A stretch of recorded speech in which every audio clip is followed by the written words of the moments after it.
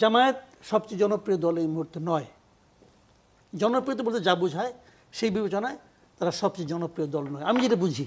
আর আপনি বলবেন তুমি কি মাই পারছো, আমি মাই পাসি না, আমার তো একটা অবজারভেশন আছে।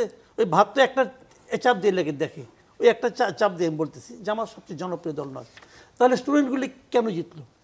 আমি আপনাকে ছোট্ট একটা জিনিস বলি। বিষয়টা হলো কি, এই যে বিশ্ববিদ্যালয়গুলো, এই বিশ্ববিদ্যালয়গুলো যারা সাধারণ স্টুডেন্ট যারা, তাদের গত 15 বছরে মূল আতঙ্ক কী ছিল বলেন তো?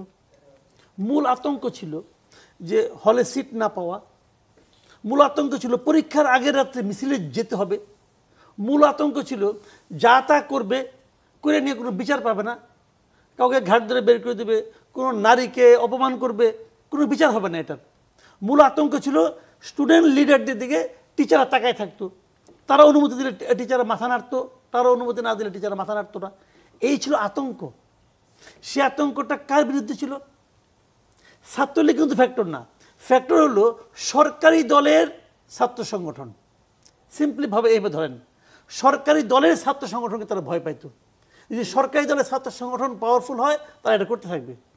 এরা হিসাব করে দেখছে, মোটামুটি তারা বুঝেও গেছে যে আগামীতে সরকারে আসতেছে বিএনপি, ঠিক আছে? এটা বিএনপি যারা ছাত্র সংগঠন আছে তারাও জানে যে আমরা আগামীতে ক্ষমতায় আসতেছি। এই যে সরকারি দলের ছাত্র সংগঠনের ব্যাপারে যে আতঙ্কটা, এই আতঙ্কটা মূলত সাধারণ ছাত্রদের মধ্যে কাজ করছে।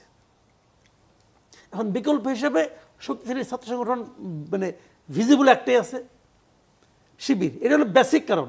এর সঙ্গে যুক্ত হয়েছে আরও অনেকগুলি কারণ। কারণ ওরা ওয়েলফেয়ার পলিটিক্স করছে শিবিরের লোকজন। ওই খেজুর বাম ছাত্র সংগঠনগুলোও তো ছিল। বাম ছাত্র সংগঠনগুলিতে অতটা তাদের বেসটা অতটা ছিল না, কারণ বাম ছাত্র সংগঠন একটা জিনিস আমি বলি আপনাকে, এই যে ওয়েলফেয়ার পলিটিক্সটা, যে পানির ফিল্টার দেওয়া, খেজুর দেওয়া রমজানের সময়, এটা বাম ছাত্র সংগঠনের সক্ষমতা নাই।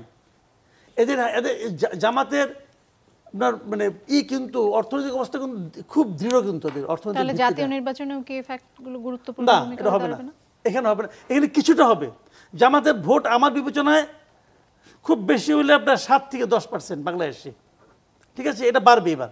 এটা মনে করেন এসে আপনি যদি আরও 5% যোগ করেন, বাড়বে কেন?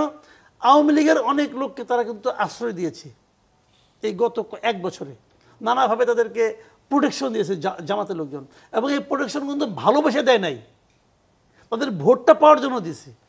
এইভাবে যোগ করলে আরও 5% ভোট বাড়বে। তো যদি বাড়ে তো ম্যাক্সিমাম 15%, এই 15% ভোটই জামাতের। এর বেশি ভোট জামাত পাবে বলে আমার কাছে মনে হয় না এখন পর্যন্ত। আবার পাইতেও পারে, আমি জানি না, আমি তো আর জ্যোতিষ না, কাজে এটা ভুল আমার হইতেও পারে।